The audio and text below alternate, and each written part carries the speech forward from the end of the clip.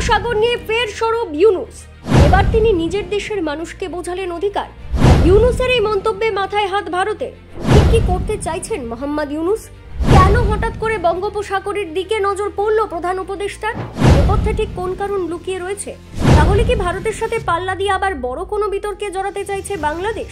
বঙ্গোপসাগরকে নিয়ে এমন কি বললেন অন্তর্বর্তীকালীন সরকারের প্রধান উপদেষ্টা? দেখুন, বাংলাদেশের অন্তর্বর্তী সরকারের প্রধান উপদেষ্টা মোহাম্মদ ইউনূস আবারও বঙ্গোপসাগরের ইস্যুকে সামনে এনেছেন।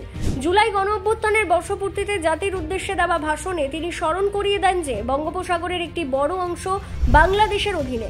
তার বক্তব্য অনুযায়ী এই অংশের আয়তন দেশের মোট স্থলভাগের থেকেও বেশি, কিন্তু অর্থনৈতিক ব্যবহারের ক্ষেত্রে এটি এখনো উপেক্ষিত।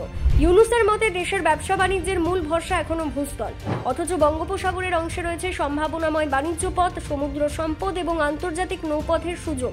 তিনি মনে করেন এই সামুদ্রিক অঞ্চলকে কাজে লাগানো গেলে দেশের অর্থনীতিতে নতুন গতি আনা সম্ভব।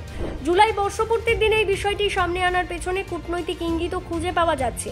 অন্তর্বর্তী সরকার গঠনের পর থেকে ইউনূস অর্থনীতি কেন্দ্রিক নীতি গ্রহণ করেছেন। বিশেষ করে বঙ্গোপসাগরকে কেন্দ্র করে সমুদ্র বাণিজ্যে নতুন পরিকল্পনা তার অগ্রাধিকার তালিকায় রয়েছে। এই লক্ষ্যে ইউনূস চীনের সঙ্গে যোগাযোগ করেছিলেন, যা পরবর্তীতে বিতর্কের জন্ম দেয়। তার চীন সফরে গিয়ে ভারতের উত্তর পূর্বাঞ্চলকে বধ্যভূমি আখ্যা দিয়ে বাংলাদেশের বঙ্গোপসাগর নিয়ন্ত্রণের গুরুত্ব তুলে ধরেন তিনি। সেই সময় নিজেকে বঙ্গোপসাগরের অভিভাবক হিসেবে উল্লেখ করা তার বক্তব্যে আন্তর্জাতিক মহলে ক্ষোভের কারণ হয়। বিশ্ব রাজনীতিতে এই মন্তব্য নিয়ে সমালোচনা হলেও বাংলাদেশ সরকারের পক্ষ থেকে তেমন কোনো তীব্র প্রতিক্রিয়া জানানো হয়নি। ফলে কূটনৈতিক মহলে ধারণা তৈরি হয় যে ইউনূস এই ইস্যুতে পিছিয়ে আসবেন না, বরং ভিন্ন কৌশলে বিষয়টি তুলে ধরবেন। কয়েক মাস পর বর্ষপূর্তির ভাষণে তিনি আবারও বঙ্গোপসাগরের প্রসঙ্গ আনেন, তবে এবার সুর ছিল অনেকটাই নরম। তার বক্তব্যে আঞ্চলিক আধিপত্যের চেয়ে অর্থনৈতিক সম্ভাবনাকে বেশি গুরুত্ব দেওয়া হয়। ইউনূস স্পষ্টভাবে জানান যে দেশের ভেঙে পড়া অর্থনীতিকে পুনর্গঠন করতে হলে মৌলিক পরিবর্তন আনতে হবে। তার মতে দেশের নদী ও সমুদ্র বিপুল সম্পদের ভাণ্ডার, যা যথাযথভাবে কাজে লাগানো সমান্তরাল অর্থনৈতিক কাঠামোকে তৈরি করা সম্ভব। তিনি এও বলেন যে সমুদ্র অর্থনীতি শুধু মাছ ধরা বা বন্দর বাণিজ্যের মধ্যেই সীমাবদ্ধ নয়, এর সঙ্গে জড়িত রয়েছে সমুদ্রতল থেকে জ্বালানি আহরণ, নবায়নযোগ্য জ্বালানি উৎপাদন, নৌ পরিবহন, শিল্পের প্রসার এবং পর্যটন উন্নয়ন। অর্থনীতিবিদদের একাংশ মনে করেন বঙ্গোপসাগর কেন্দ্রিক অর্থনীতি বাংলাদেশের জন্য নতুন সম্ভাবনার দুয়ার খুলতে পারে।